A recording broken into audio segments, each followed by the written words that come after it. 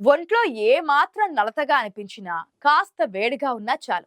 వెంటనే ఒక డోలో వేసేయ్ అనే ఉచిత సలహా ఇచ్చేవాళ్ళు మన చుట్టూ ప్రతి గల్లీలోనూ కనిపిస్తుంటారు కదా! ఈ సలహా ఇచ్చేవాళ్ళు మరెవరో కాదు. మన ఇంట్లోని బామ్మలు, తాతయ్యలు, ఆఖరికి పక్కింటి బాబాయిలు, మెడికల్ షాప్ ఓనర్లు కూడా డాక్టర్లయిపోయి ప్రిస్క్రిప్షన్లు ఇచ్చేస్తూ ఉంటారు. ఎందుకంటే 6 ఏళ్ల క్రితం కరోనా కష్టకాలంలో మనల్ని అక్కున చేర్చుకొని ఆదరించిన డోలో 650ని ఎవరూ అంత త్వరగా మర్చిపోలేరు కదా!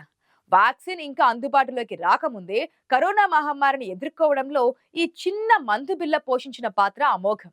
చాలా సులభంగా మెడికల్ షాపుల్లో దొరకడం, వేసుకున్న కాసేపటికే ఫలితం చూపించడంతో దీని వాడకం జనం జీవితాల్లో ఒక భాగమైపోయింది.